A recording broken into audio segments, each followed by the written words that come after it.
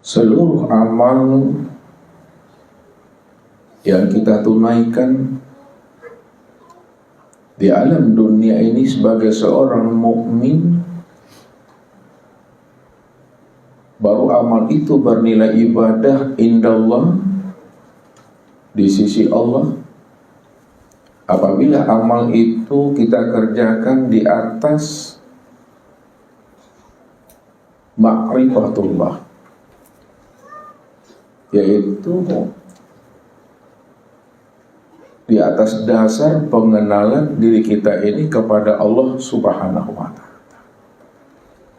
Inilah yang diingatkan oleh baginda Rasul kepada umatnya sebagai bentuk cinta dan kasih sayangnya beliau kepada kita.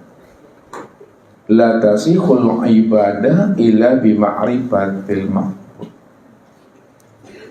Tidak sah ibadah yang kita tunaikan, tidak sah amal yang kita kerjakan illa bima'rifatil ma'bud, melainkan kita mengenal siapa yang kita sembah.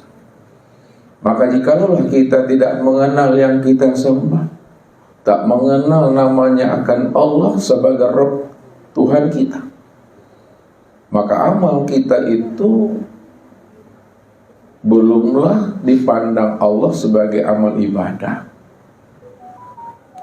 Kalau Allah tidak memandang amal kita sebagai amal ibadah di sisinya, karena kita memperbuatnya tidak di atas dasar ma'rifatullah, pengenalan diri kita ini kepada Allah, itu artinya Bapak Ibu, seluruh amaliyah dan ketaatan yang kita kerjakan sampai habisnya usia umur kita, itu adalah amal yang hampa atau amal yang sia-sia.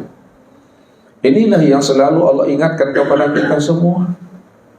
Wa hum yahsabuna annahum yuhsinuna sun'a. Mereka menganggap dan mengira bahwa mereka telah melakukan amal yang terbaik dalam hidupnya.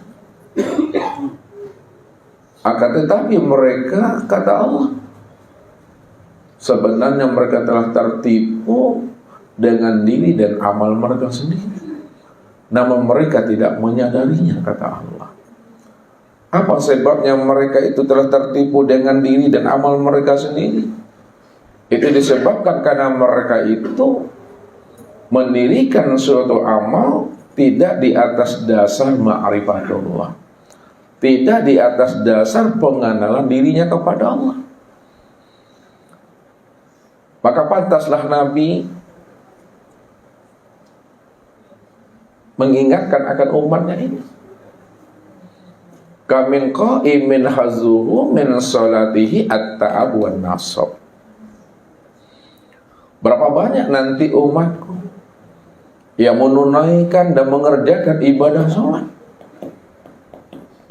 tetapi mereka tidak mendapatkan apa-apa dari ibadah sholat yang mereka tunaikan, melainkan, kata Rasul, yang mereka peroleh itu adalah rasa capek, rasa panik, atau rasa letisnya, Bapak Ibu.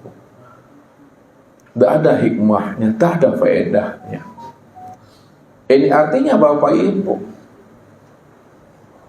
kita setiap hari rajin kita pergi ke ladang, rajin kita pergi ke kebun, tapi hasil kita pergi ke ladang dan ke kebun itu kita tidak mendapatkan apa-apa. Panen awak kapai kaparak saya mak, ya. Wak berasiakan ladang itu, wak berasiakan parak-parak itu. Apakah ladang sawit kan namanya, parak karambiah kan namanya. Tapi yang punya ladang, yang punya sawit, yang punya kelapa, kita tidak tahu pemiliknya. Tuncong-tuncong senyok mau berasiakan Bapak Ibu. Lihat tuncong-tuncong Pak Andre. Mau duduk-duduk senyok Pak. Ya, kita kerjakan ladang itu, kita bersihkan sawit itu. Namun pemilik sawit kita tak kenal. Tak kenal kita yang menyuruh. Jangankan dapat upah, jangankan dapat gaji Bapak Ibu.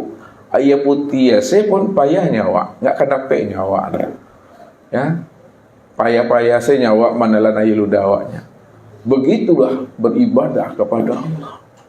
Jikalau kita ini menunaikan ibadah kepada Allah, baik itu ibadah yang fardu, ibadah yang wajib, maupun ibadah yang sunnah atau nawafil, tapi kita tidak mengenal yang kita sembah, kita tidak mengenal yang memerintah, kita tidak mengenal yang menyuruh, maka ibadah yang kita lakukan selama ini sepanjang hayat kita itu adalah amal ibadah yang hampa dan sia-sia. Udah lusuh badanku beribadah Bapak Ibu. Latu lagai badanku karena rajin beribadah. Ya, dah tua, ada usul. Kita rajin beribadah, tapi kita tidak mengenal yang kita sembah, tak mengenal akan Allah. Maka ibadah yang kita lakukan bertahun-tahun, puluhan tahun, walaupun umur kita ini ya, sudah sampai 70 tahun, 80 tahun, batang tubuh kita ini telah usut, telah renta dan tua. Namun ibadah yang kita lakukan puluhan tahun itu, itulah ibadah yang hampa dan sia-sia. Kalau bahasa ustaznya, takicu di nantarang namanya